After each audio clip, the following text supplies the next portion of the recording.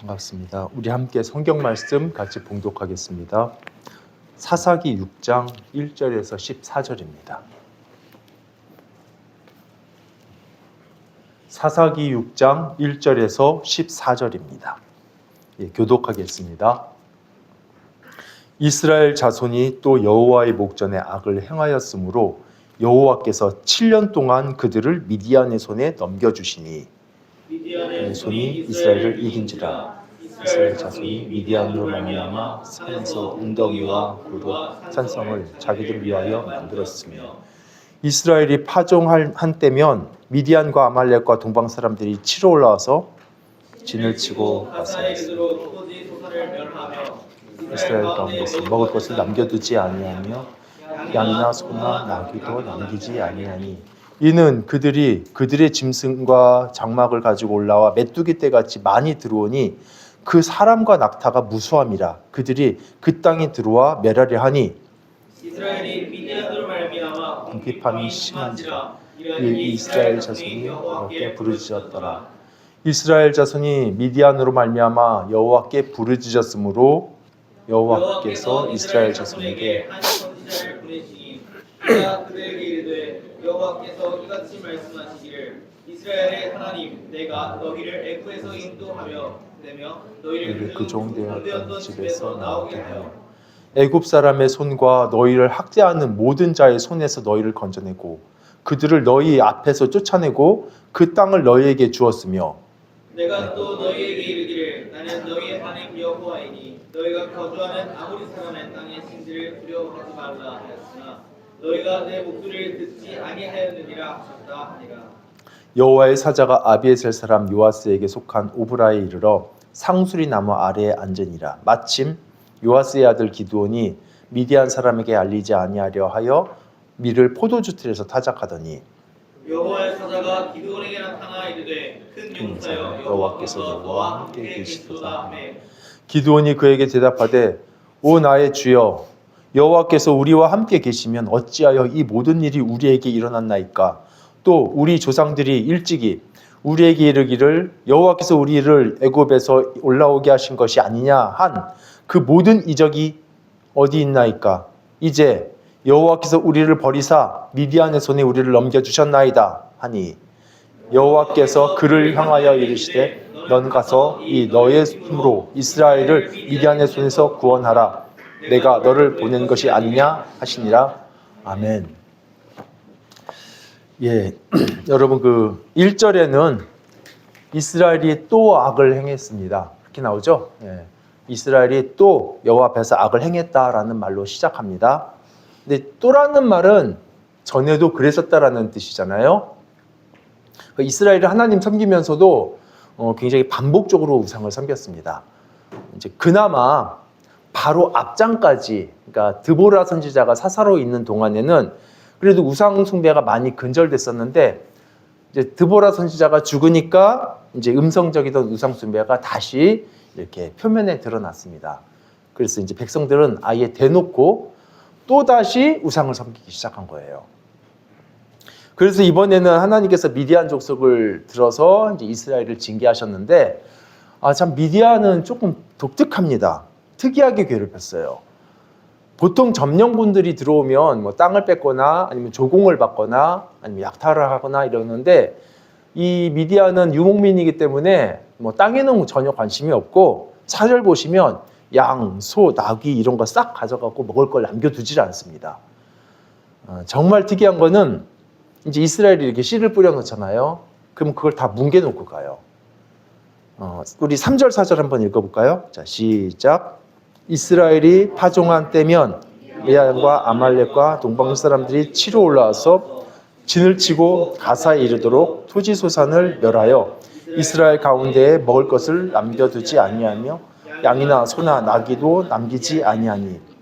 그러니까 파종할 때, 이때는 이제 추수할 때가 아니라 씨 뿌렸을 때 이때쯤에 와가지고 그 토지의 소산, 그러니까 이제 싹 나고 이런 것들을요 다 이렇게 멸해버리니까 먹을 게 없습니다. 참 성격 이상하죠. 약탈할 거 했으면 그냥 곱게 갈 것이지 왜 씨 뿌려놓은 건 그렇게 다 뭉개버리는가. 이거 사실 이렇게 한다고 해서 자기들에게 어떤 이익이 있는 건 아닙니다. 그런데 왜 뭐 서로 불편하게 이러는지 모르겠어요. 근데 5절 끝에 보면 이렇게 하는 목적이 나오는데 뭐 간단합니다. 이스라엘을 멸절시키기 위해서 땅을 황폐합니다. 이스라엘하고 무슨 원한 관계가 있는 건지 아니면 이스라엘이 이렇게 확 크기 전에 아예 싹부터 누르려고 그러는 건지 뭐 구체적인 건 모르겠지만 작정하고 이스라엘을 멸절시키려는 목적입니다. 뭐 반항할 수 있나요? 군사력 차이가 너무 나는데 여기 보시면 뭐 아말렉, 동방민족, 연합군까지 끌고 왔기 때문에 뭐 그쪽 군대 숫자는 메뚜기 떼같이 많다고 나옵니다. 근데 이스라엘은 뭐 이제 뭐 경제도 무너졌고 군사력도 무너졌기 때문에 대항할 힘이나 뭐 전쟁 물자 없습니다. 이 사람들이 고작 할 수 있는 건 뭐냐면 2절에 나오는데요. 그 남아있는 물자를 조금이라도 숨겨놓기 위해서 땅에 굴을 파놓고 그리고 자기들 유사시에 이렇게 딱 피신할 수 있는 산성을 만들어 놓습니다. 그런데 뭐 산성이 그렇게 넓은 데가 아닌데 그 들판에 있는 수많은 양떼는 어떻게 해요? 또 농토 황폐해야 되는 건 어떻게 해요? 지금 이스라엘의 고통이 하늘에 사무치고 정말 억울하고 분하고 그리고 배도 고프고 그래서 이 고통 중에 하나님께 부르짖었어요. 물론 이제 이 부르짖음이 회개는 아닙니다. 힘들고 고통스러우니까 하나님께 도와달라는 것이지 이건 회개랑 조금 다르잖아요. 그러니까 살려주세요랑 잘못했어요랑은 조금 정확하게 같지는 않습니다. 그래서 왜 회개가 아닌지는 이제 뒤에서 다시 설명드릴 텐데 어쨌든 하나님께서는 그래도 그 부르짖음에 응답을 하셨어요. 그래서 한 선지자를 보내주셨습니다. 이게 7절, 8절이 그 내용인데 여러분 그 선지자를 보내셨다라는 게 사사기에서는 아주 특별한 사건입니다. 사사기니까 당연히 사사들은 많이 있겠죠. 많이 나옵니다. 그런데 선지자는 2명밖에 안 나와요. 사사기 안에. 그 중에 한 명이 그 바로 한 세대 앞에서 사역했던 그 여자 선지자 드보라입니다. 그러니까 드보라는 사사이면서도 동시에 선지자였어요. 이스라엘이 그때 하솔 왕의 압제를 받고 있을 때 그때도 이제 하나님께 부르짖었는데 하나님께서 드보라 선지자를 이렇게 통해서 이스라엘을 구원하셨습니다. 그래서 그 선지자가 살아있는 40년 동안은 감히 어떤 나라가 덤비지를 못했어요. 근데 이번에 이제 부르짖는 응답이 남자 선지자입니다. 얼마나 기대가 컸겠어요? 이제 제가 이제 뭐 성차별 발언을 하는 게 아니라 그 당시의 정서로 말씀을 드리는 겁니다. 그 당시에는 여성을 이렇게 무시하고 그러는 시대였는데도 그 어떤 여자 선지자를 통해서 하나님께서 이렇게 큰 역사를 이루셨는데 이제 부르짖어서 남자 선지자가 왔으니까 이제 백성들 입장에서는 기대가 더 컸겠죠. 와, 이제 우리 살았다. 이제 미디안 다 죽었다 너네. 이렇게. 그래서 잔뜩 기대하고 그 기대가 굉장히 컸을 텐데 선지자에게 모였습니다. 그리고 선지자가 이제 말을 하는데 그게 굉장히 중요해요. 8절, 9절, 10절 좀 길긴 하지만 굉장히 중요하니까 우리 한번 같이 읽어보겠습니다. 자, 시작. 여호와께서 이스라엘 자손에게 한 선지자를 보내시니 여호와께서 이같이 말씀하시기를 이스라엘의 하나님 내가 너희를 애굽에서 인도하여 내며 너희를 그 종되었던 집에서 나오게 하여 애굽 사람의 손과 너희를 학대하는 모든 자의 손에서 너희를 건져내고 그들을 너희 앞에 쫓아내고 그 땅을 너희에게 주었으며 내가 또 너희에게 이르기를 나는 너희 하나님 여호와니 너희가 거주하는 아모리 사람의 땅의 신들을 두려워하지 말라 하였으나 너희가 내 목소리를 듣지 아니하였느니라 하셨다 하니라. 자, 선지자가 이렇게 말을 하고 이제 그리고 뭘 했나요? 이대로 끝이에요. 뭐 그냥 가버렸는지 그냥 없습니다. 내용도 없고 아무것도 없고 굉장히 썰렁해요.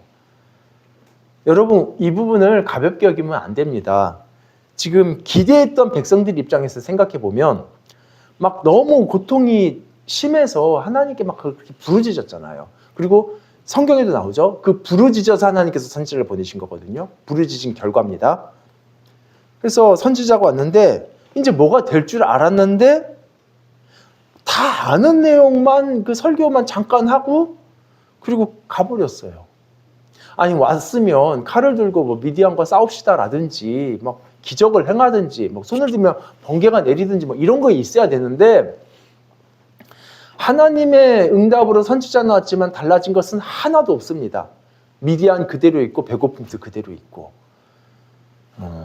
뭐 왔는데 뭐예요? 어쩌라는 거예요? 다 아는 얘기하고 가버렸는데. 그래서 이때의 백성들의 허망과 그 실망감 참 굉장히 컸을 겁니다. 백성들이 하나님에 대해서 깊이 실망했다라는 것을 어떻게 알 수 있냐면 기드온이 이제 그 뒷내용에서 여호와의 사자와 만나서 대화를 하잖아요. 그 대화 내용만 봐도 알 수 있습니다. 기드온의 말 속에 하나님에 대한 원망과 서운함이 아주 가득 차 있어요. 이제 그게 11절 이하의 내용인데 이제 참고로 우리 10절에서 선지자가 설교한 후에 곧바로 11절에 여호와의 사자가 등장하니까 이게 이제 10절과 11절이 연결된 것 같지만 아닙니다.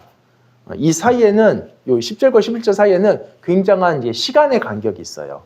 그래서 우리 성경에도 이렇게 뭐 동그라미로 이렇게 구분을 해놨죠. 그래서 원문 성경으로도 보면 이제 10절 끝에 페투하라는 기호가 붙어 있어요. 이게 어떤 기호냐면 이게 막 어떤 문맥이 크게 바뀔 때, 그리고 이제 줄바꿈하는 그런 기호거든요. 그러니까 이제 10절, 11절 이건 연결된 내용이 아니라 그 사이에 어느 정도 시간 간격도 있고 문맥도 크게 바뀌고 그런 겁니다. 그리고 이 11절에 나오는 이 여호와의 사자는 아까 그 선지자 아니에요. 선지자는 사람이고 이 여호와의 사자는 신적인 존재입니다. 자, 이제 11절에서 여호와의 사자가 기드온을 찾아왔어요. 그리고 큰 용사여 여호와께서 너와 함께 계시는도다 이렇게 말을 합니다. 그때 기드온이 뭐라고 대답했을까요? 만약에 여러분이 공부하고 있는데 혼자서 갑자기 막 이런 신적인 존재가 나타나서 위대한 자여 하나님께서 당신과 함께 계십니다 이러면 막 어떻게 대답하겠어요? 아멘 그러겠죠. 근데 기드온은 아멘이 아니라 원망을 쏟아냅니다. 우리 13절 읽어볼까요? 13절 자 시작. 기드온이 그에게 대답하되 오 나의 주여 여호와께서 우리와 함께 계시면 어찌하여 이 모든 일이 우리에게 일어났나이까? 또 우리 조상들이 일찍이 우리에게 이르기를 여호와께서 우리를 애굽에서 올라오게 하신 것이 아니냐 한 그 모든 이적이 어디 있나이까? 이제 여호와께서 우리를 버리사 미디안의 손에 우리를 넘겨주셨나이다 하니. 예, 이게 원망과 하소연이죠. 하나님 우리 버리셨잖아요. 이 얘기. 왜 이렇게 얘기하죠? 아니 현실이 지금 그러고 있잖아요. 현실이.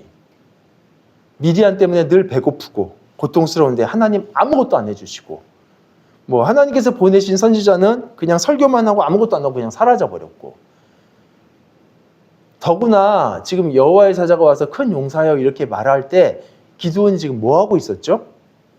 11절 보시면 밀타작하고 있었죠. 그걸 이제 포도주 짜는 데서 하고 있는데 좀 이상하죠? 아니 원래 이스라엘은 밀타작을 타작마당이라는 개방된 넓은 그런 곳에서 합니다. 개방된 곳에서 이렇게 그러니까 타작마당에다가 그 곡식을 쫙 깔아놓고 마차를 굴리든지 뭐 철 도리개도 이렇게 치든지 해가지고 타작을 합니다. 이거 굉장히 이게 먼지도 날리고요. 그리고 소리도 시끄럽고 마차 굴리니까 이거는 굉장히 좀 힘 좀 쓰는 노동이고 터프한 작업이에요. 건장한 남성들이 하는. 근데 이렇게 넓은 타작마당에서 해야 좀 그래도 수월할 텐데 이걸 왜 포도주 짜는 데서 이렇게 불편하게 할까요? 마치 그 부엌이 엄연히 있는데 막 베란다에서 라면 끓여 먹는 거랑 똑같잖아요. 근데 그 이유가 이것도 11절 끝에 나오는데 좀 미디안한테 들킬까봐. 네, 그럽니다. 미디안한테 들킬까봐. 우리 11절도 한번 읽어보죠. 자, 시작.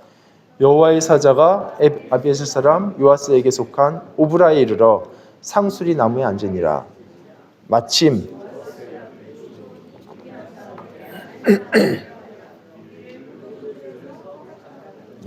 들키면 뺏기니까요.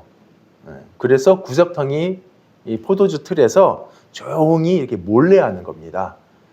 여러분 기드온의 이런 모습이 뭐 대장부처럼 터프하고 용사 같은 분위기인가요? 아니면은 뭐 조심조심 눈치 보면서 새색시 같은 그런 분위기인가요?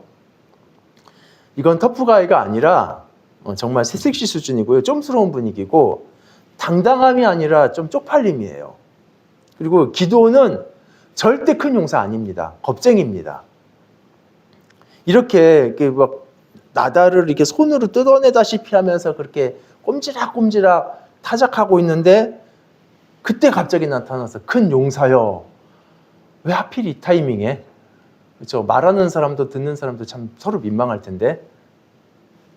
예. 이게 미디안이 무서워서 이렇게 하는 게 기드온뿐이겠어요? 지금 이스라엘이 다 이렇게 하고 있는데, 그리고 이렇게 하고 있는 이유는 하나님이 안 도와주셔서 그런 거잖아요. 그래서 기드온은 그런 말을 들었을 때, 그런 영광스러운 말을 듣고도 아멘이라고 하기보다는 하나님에 대한 원망과 하소연을 이렇게 쏟아냅니다. 여러분 그 아까 그 12절, 13절, 그렇죠? 요거를 비교해서 한번 보세요. 12절 여호와 사자의 말과 13절 기드온의 대답이 이렇게 대조가 되는데요. 여호와의 사자는 하나님께서 너와 함께 계신다 말을 하는데 기드온은 하나님께서는 이스라엘 버리셨습니다. 이렇게 얘기를 하고요. 여호와의 사자는 큰 용사라고 부르지만 솔직히 그 장면에서 기드온은 겁쟁이에요. 물론 기드온은 과거에 하나님께서 베푸셨던 은혜, 기적들 전부 다 기억하고 있습니다. 왜냐하면 아버지에게도 들었고 할아버지에게도 들었고. 그래서 13절 기드온 말을 찬찬히 보면 하나님께서 베푸셨던 그런 과거의 은혜 모르는 게 아니에요. 옛적부터 하나님께서는 조상들과 함께 계셨고 또 애굽에서 그런 기적들을 일으켜서 꺼내신 거 아니에요. 그렇죠? 그런 것들을 다 들어서 알고 있습니다. 아니 그리고 기드온 자신이 직접 경험을 했어요. 불과 한 세대 전만 해도 드보라 선지자가 있을 때만 해도 하나님께서는 이스라엘 지키셨고 감히 공격하는 나라 없다라는 거 기드온도 압니다. 그런데 왜 지금 이러냐고요. 왜 지금은? 그러니까 기드온 질문이 그거예요. 그 옛날에 하나님, 우리와 함께 하셨던 하나님, 지금 어디 계십니까? 이게 기드온 질문입니다. 하나님 부정하는 거 아니죠. 하나님께서 지금은 우리 버리셨다라는 실망감입니다. 여러분, 사실 우리도 가끔은 이런 마음이 들 때가 있어요. 하나님 계신 거 확실합니다. 알아요. 그리고 그분께서 나에게 은혜 베푸셨던 그런 과거의 은혜들 다 기억하고 있습니다. 그런데 지금은 막 부르짖는데 왜 바뀌는 상황이 하나도 없냐고요. 나 힘들어 죽겠는데 하나님은 구경만 하시는 것 같고 바로 이거예요. 근데 여러분 기드온은 지금 그런 원망이 가득 차 있었는데 그래서 이렇게 말을 하는데 과연 기드온의 이런 말이 이런 질문이 합당할까요? 애굽에서 기적을 일으키셨던 하나님 왜 지금 우리 버리셨나요? 이렇게 원망하는데 이렇게 말하는 기드온이 과연 이 귀가 있는지 이런 생각을 하게 되거든요. 이 사람이 귀가 있나? 무슨 말씀이냐면 기드온이 항변했던 그 질문은요. 사실 하나님께서 이미 대답하셨던 내용들입니다. 이미. 근데 기드온이 제대로 듣지 않고 지금 뒷북치는 거예요. 그럼 언제 말씀하셨냐면 아까 그 선지자가 나타나서 말했던 내용이 있죠. 바로 그거예요. 우리가 아까 중요하다고 해서 읽었던 8절, 9절, 10절. 그때 선지자가 뭐라고 얘기했었냐면 과거에 하나님께서 너희들을 애굽에서 건져내셨다. 이렇게 너희들을 보호하셨고 너희에게 이런 것도 주셨고 저런 것도 주셨다. 그런데 지금 왜 이들이 고통당하고 있는지 이유를 설명해 줬어요. 과거에 하나님께서 너희 조상들에게 이렇게 은혜 베푸셨고 애굽에서 이렇게 저렇게 해서 기적도 베푸셨고 그런데 지금 너희가 하나님을 배반했다. 이게 이 말을 선지자가 하고 갔습니다. 그러니까 왜 지금이 과거와 다른지 이미 다 설명은 됐습니다. 하나님께서 버리셔서 그런 게 아니에요, 이스라엘을. 이스라엘이 하나님 버려서 그런 겁니다. 그리고 그때 지금 이거의 문제가 무엇인지, 원인이 무엇인지 다 진단이 됐었고, 그리고 그 해결책도 내포된 선언이에요. 근데 이걸 다 들어놓고, 기도만 들었겠어요? 다 들었는데 지금 뒷북치면서 원망하는 겁니다. 왜 과거에는 그러셨는데 지금은 이래요? 이런. 선지자가 한 말을 제대로 듣기나 했나? 여러분, 이스라엘이 고통당하는 이유는 하나님께서 이스라엘 버리셔서가 아니에요. 선지자의 말대로 이스라엘이 하나님을 버렸습니다. 이런 말을 듣고도 백성들 그때요, 아무런 반응이 없었습니다. 백성들은 선지자가 뭔가 액션을 취할 거를 기대했겠죠. 그런데 사실 그때 필요한 것은 백성들의 결단과 액션이었거든요. 자기들의 우상을 무너뜨리고 그런 액션들. 여러분, 고통의 원인 다 말해줬는데 귀담아 듣지 않으면 못 듣습니다. 이거는 맞는 얘기죠. 그리고 이렇게 뒷북치면서 원망만 하게 되는데 사실 기도만 그러겠어요? 백성들 전체가 그랬겠죠. 그리고 오늘날 우리도 좀 비슷할 것 같습니다. 제대로 듣지 않으니까 회개가 없는 것이고, 회개가 없으니까 회복이 없는 것이고, 그래서 듣는 것이 너무 중요합니다. 만약에 선지자 이 짧은 메시지 굉장히 짧잖아요. 이걸 정말 귀담아 들었다면, 그리고 회개하고 하나님께 돌아왔다면 뭐 그냥 바로 해결된 문제 아니었을까요? 제가 처음에 이스라엘이 이게 부르짖음이 회개가 아니다 이렇게 말씀드렸었는데, 그들은 하나님께 살려달라고 부르짖을 때조차도 우상은 여전히 섬기고 있었습니다. 그대로 세워놓고 그대로 하나님께 도와주세요. 이 고통만 없애주세요. 고통은 없어져야 되는데 우상은 안 없어요.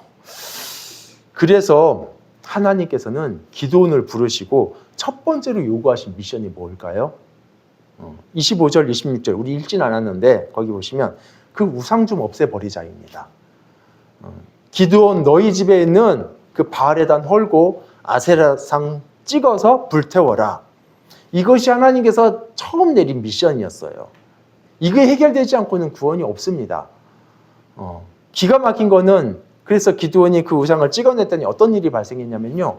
동네 사람들이 다 몰려들어가지고 감히 바알에단을 헐었다고 누가 도대체 아세라상을 찍은 거야 하고 가지고 기드온 죽이겠다고 다 모였습니다.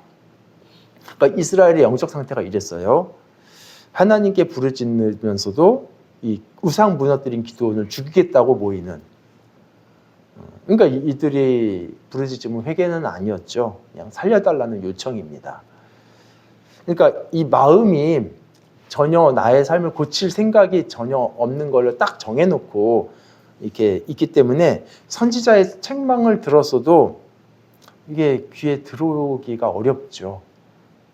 사람은 원하는 것만 선택적으로 듣는 경향이 있잖아요. 귀에는 분명히 사운드가 들어왔는데 안 들립니다. 사실 이 사람들한테 중요한 거는 뭔가 막 이렇게 칼을 들고 막 이렇게 기적이 아니라 그 하나님의 마음을 좀 이렇게 알아가는 거. 하나님의 뜻이 무엇인지에 좀 이렇게 해결책이잖아요, 그게.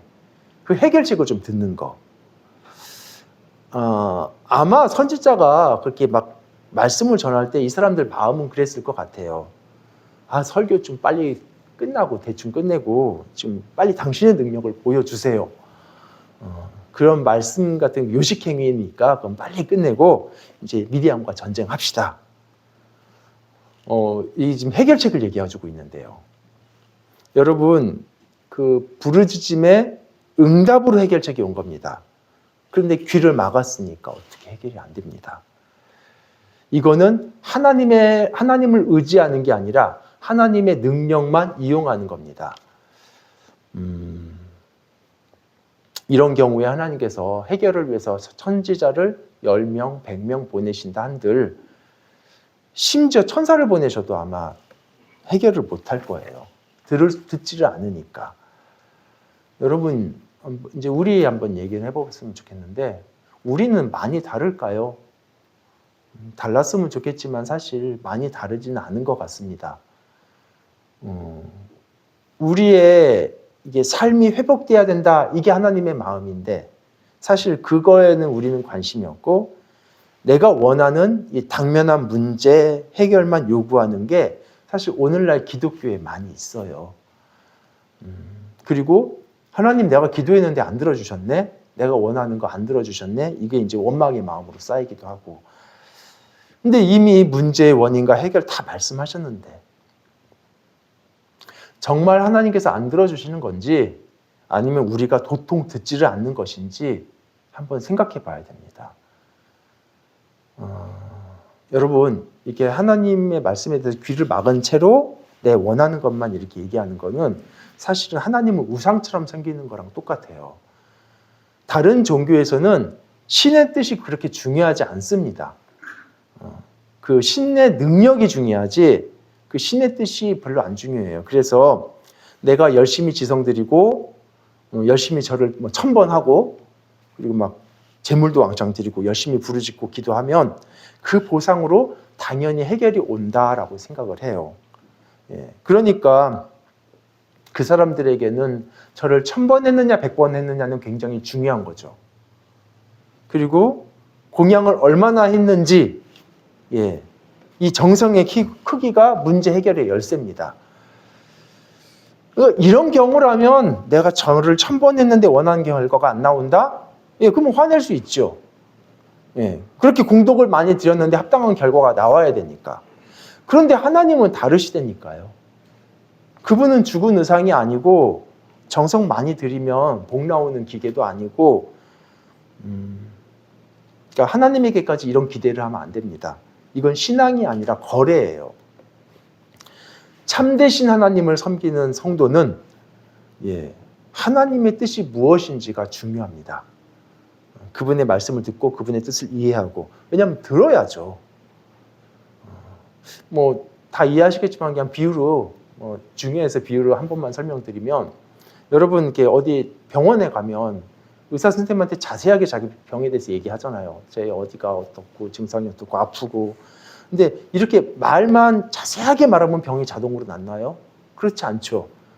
우리가 아픈 대로 자세하게 말하는 이유는 이분이 뭐라고 말씀하시는가 그걸 듣고 어떻게 처방을 하는지, 어떤 음식을 먹지 말아야 되는지, 약은 어떤 걸 써야 되는지를 그렇게 말해주는 것을 듣기 위해서 이렇게 자세하게 얘기하는 건데, 근데 의사의 지침, 처방에는 전혀 딱 귀 막고 내가 하고 싶은 말만 말하고 고쳐내라고 말하는 그런 넌센스입니다. 여러분, 우리가 하나님께 기도하는 것 여러 이유가 있지만요, 하나님의 뜻을 따르기 위해서 기도하는 것도 있어요. 왜냐하면 그것이 해결이거든요.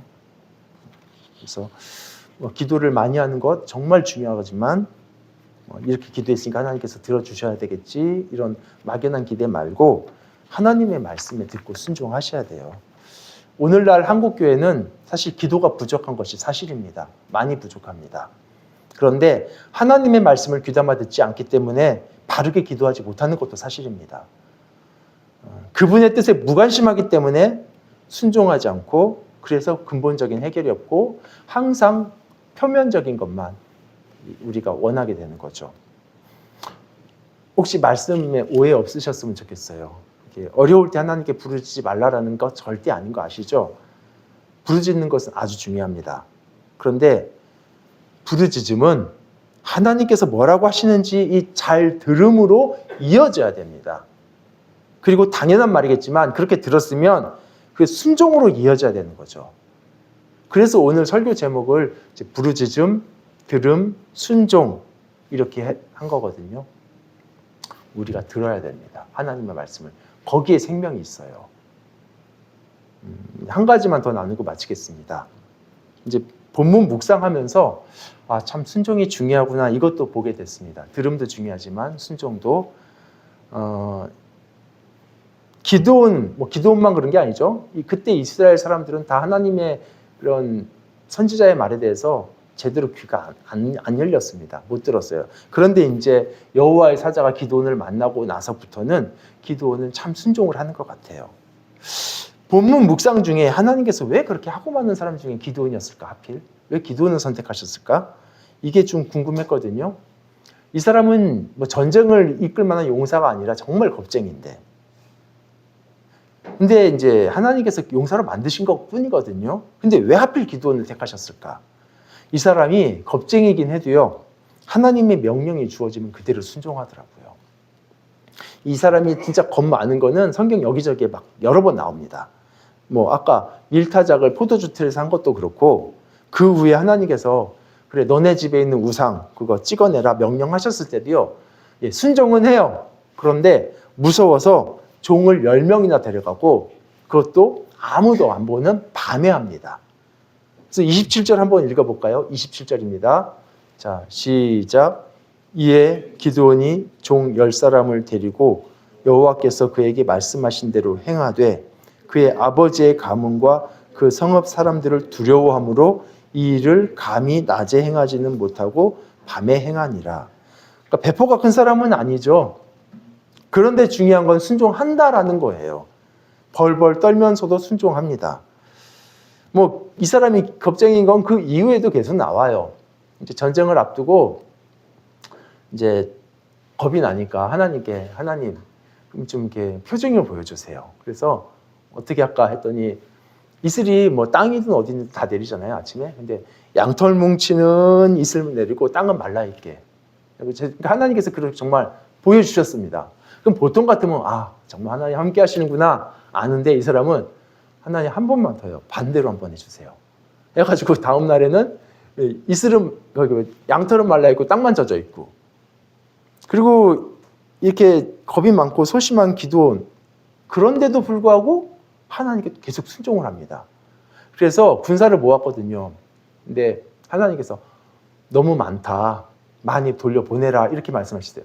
많긴요. 32,000명밖에 안 돼요.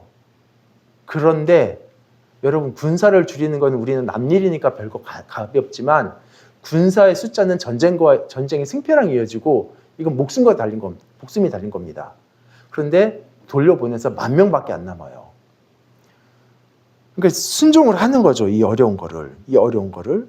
근데 아직도 하나님께서는 10,000명도 많다 하셔서 300명 가지고 전쟁합니다. 300명만 데리고 다 돌려보내고. 적군은요. 13만 5천 명이요. 기드온이 순종은 했습니다. 근데 겁은 안 날까요?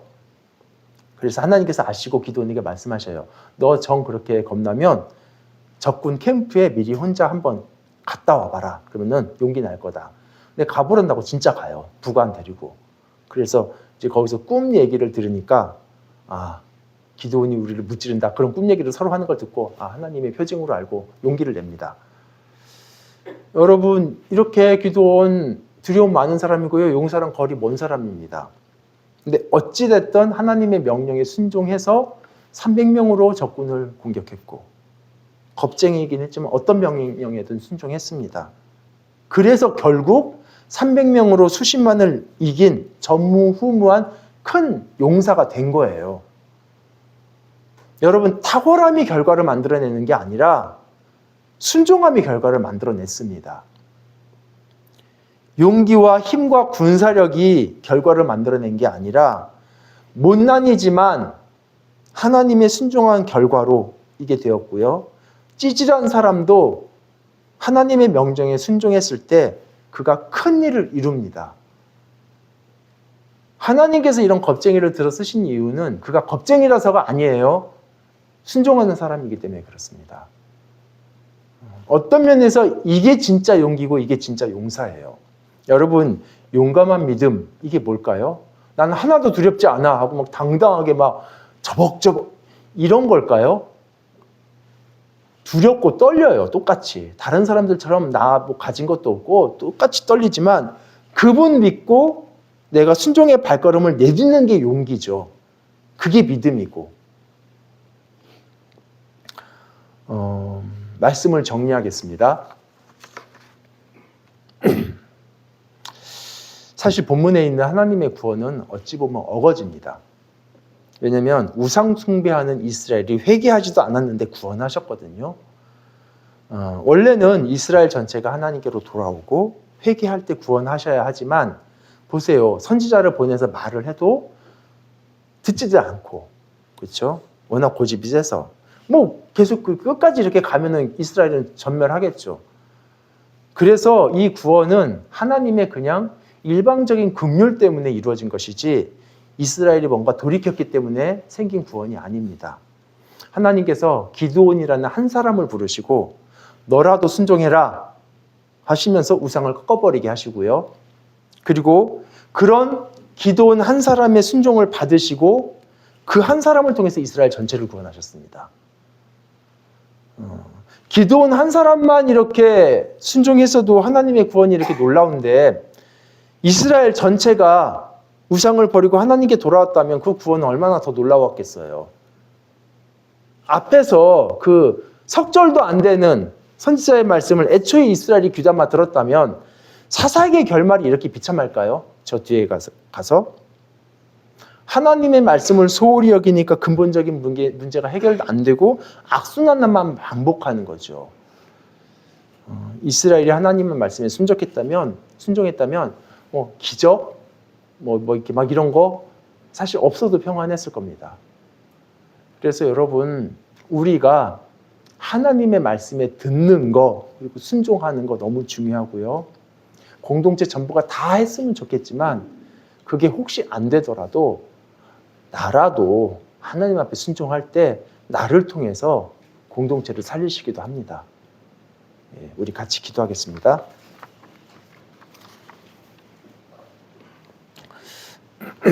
우리 좀 각자 목소리로 기도합시다. 우리가 하나님의 도우심을 많이 구하고 기도하고 부르짖는 거 필요하고요. 동시에 좀 하나님께서 말씀하시는 거에 우리가 예민하게 잘 들을 수 있도록 듣기 싫은 내용을 들을까 봐 걱정하실 필요 없습니다.